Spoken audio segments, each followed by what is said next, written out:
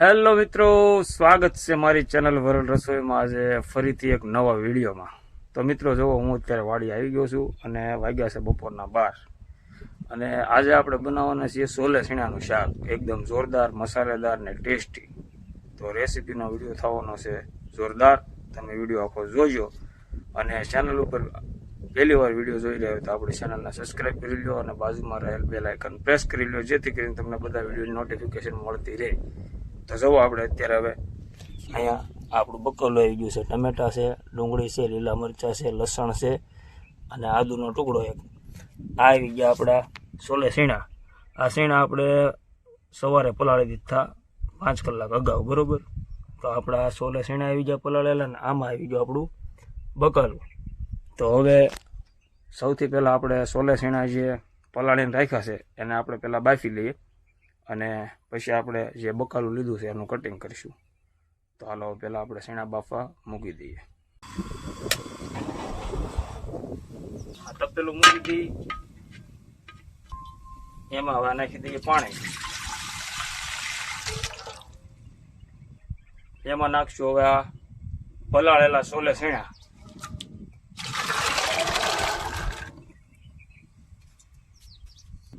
એક ચમચી મીઠું નાખી દઈએ, અડધી ચમચી હળદર નાખી દઈએ. હવે હલાવી મિક્સ કરી લઈએ.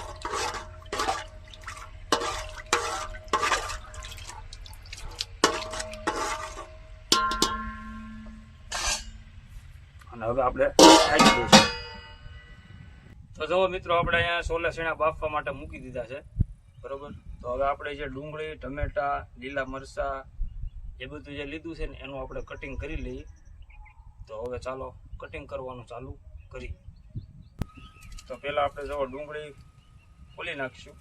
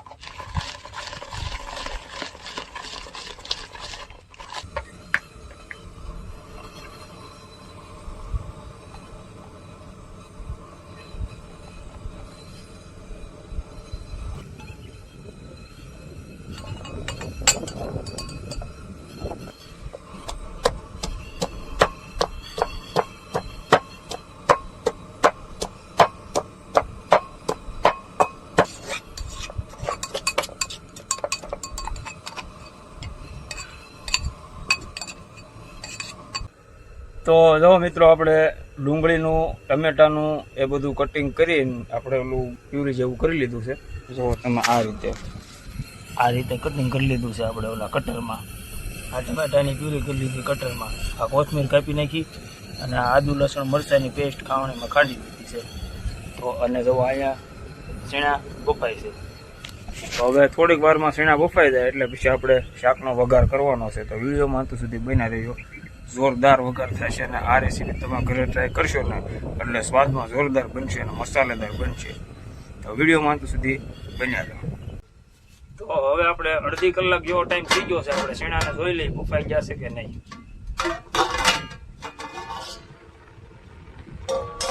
જો તમે પાણી ઓછું થઈ ગયું છે, સુહાઈ ગયું છે. તો જો આપણા શેણા પણ બફાઈ ગયા. હવે આપણે આને ઉતારી લઈએ અને પછી વઘાર કરવાનો છે.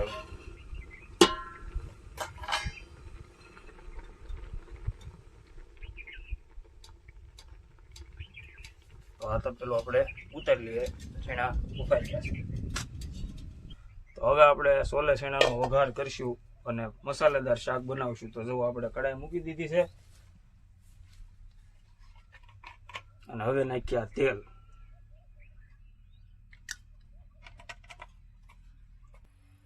તો તેલ ગરમ થઈ ગયું છે. આપણે અડધી ચમચી આખું જીરું નાખશું.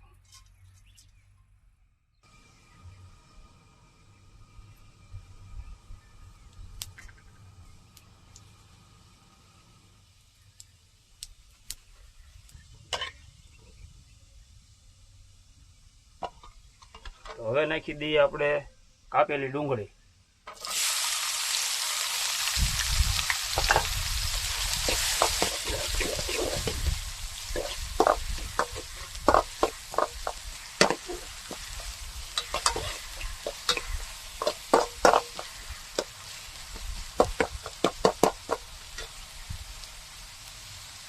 હવે આ ડુંગળીને આપણે છે ને પકાવી લેવાની છે તેલમાં.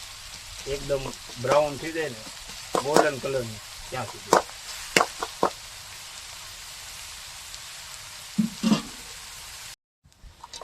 તો જો આપણી આ ડુંગળી એકદમ ગોલ્ડન બ્રાઉન થઈ ગઈ છે, જોઈ શકો છો તમે. તો હવે આપણે આની અંદર આદુ લસણની પેસ્ટ નાખવાની છે. જો આપણે આ ખાંડેલી આદુ લસણ મરચાંની પેસ્ટ તો એ નાખી દઈએ.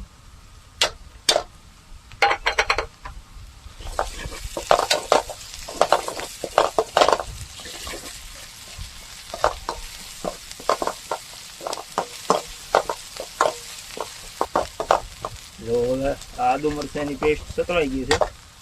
તો હવે આપણે નાખી દઈએ આ ટમેટાની પ્યુરી જે આપણે ઓલામાં કટરમાં કાઢી દઈએ.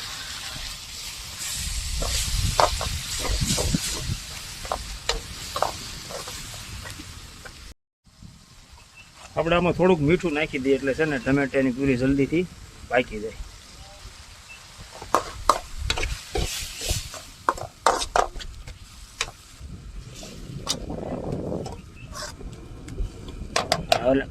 હવે આને પાકવા દઈશું આપણે 10 મિનિટ.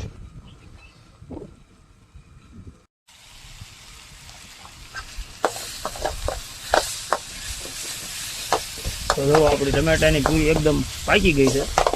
હવે આપણે આમ પેલા છે ને થોડુંક પાણી નાખી દઈએ. ગેસ ધીમો કરી નાખીએ. હવે થોડુંક પાણી નાખીશું આપણે. આ પાણી આવી ગયું. હવે કરી દઈએ મિક્સ.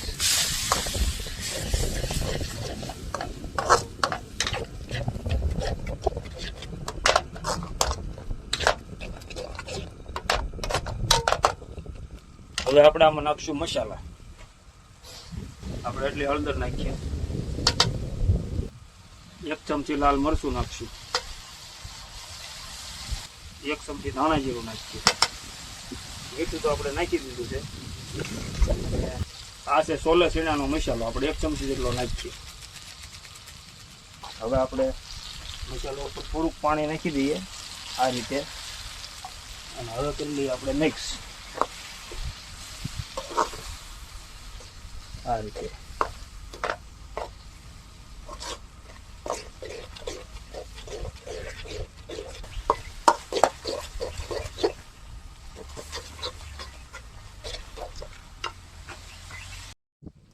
જો મિત્રો આપણો મસાલો પાકી ગયો છે અને ગ્રેવીમાંથી તેલ પણ છૂટું પડી ગયું છે, જોઈ શકો છો તમે, એકદમ જોરદાર. તો હવે આપણે આની અંદર નાખી દઈશું જે બાફેલા સોલા સીણા છે ને, એ આવી ગયા બાફેલા આપણા સોલા સીણા તો નાખી દઈશું.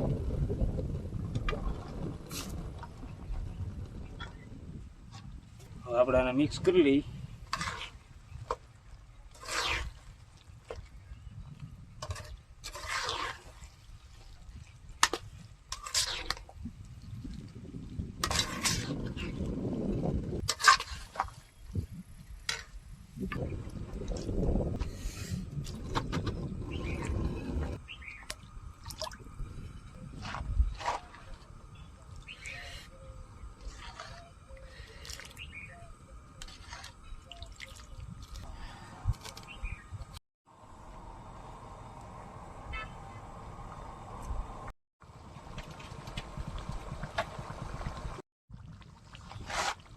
તો જોવો મિત્રો, આપણું શાક સોલે સીણાનું શાક એકદમ બનીને કમ્પ્લીટ છે, એકદમ જોવો તમે ગ્રેવી ટાઈપ. તો હવે આપણે ગેસનો ચૂલો બંધ કરી દઈએ. પરફેક્ટ બની ગયું છે. આ ચૂલો બંધ કર્યો અને હવે આપણે આની ઉપર નાખી દઈએ કોથમીર, લીલા ધાણા. આવી ગયા આપણા લીલા ધાણા. હવે કરી દઈએ મિક્સ. જોવો તમે એકદમ જોરદાર કટ, એકદમ જે ઓલી લારી ઉપર કેવું સોલે ભટુરે મળે એવું એકદમ જોરદાર શાક બન્યું છે. તો મિત્રો તૈયાર છે આપણી સોલે સેણાની રેસીપી. એકદમ જોરદાર શાક બન્યું છે. જે કેમ આપણે હોટલમાં ઓલા ઢાબામાં સોલે ગુંજશે, સોલે ભટુરે ખાવા જાય ને શાક કેવું એકદમ મસાલેદાર, આમ તેલવાળું ન હોય વધારે. ખાવ ને પછી તમને એનો સાચો ટેસ્ટ જે હોય ને એ ખબર પડે. તો એવું જ આપણે આ શાક બન્યું છે. તો તમે પણ ઘરે બનાવજો અને રેસીપીનો વિડીયો ગમ્યો હોય તો વિડીયોને લાઇક કરી દો. તમે વિડીયો ક્યાંથી જોવો છો એ કોમેન્ટમાં કહેજો. અને જુઓ આવું આપણું શાક બન્યું છે. જો આવી ગયું છે તેલ ઉપર, આપણું શાકની તરી ઉપર આવી ગઈ છે અને જોરદાર આપણું શાક બન્યું છે. જુઓ તો વિડીયોને લાઇક કરી દેજો. ચેનલ ઉપર પહેલી વાર વિડીયો જોઈ રહ્યા હોય તો આપણી ચેનલને સબસ્ક્રાઈબ કરી દેજો. આપણે આ રીતે આપણે રેસીપીના વિડીયો આ ચેનલ ઉપર બતાવીએ છીએ. તો મળીએ હવે બીજી રેસીપીના વિડીયો સાથે. ધન્યવાદ.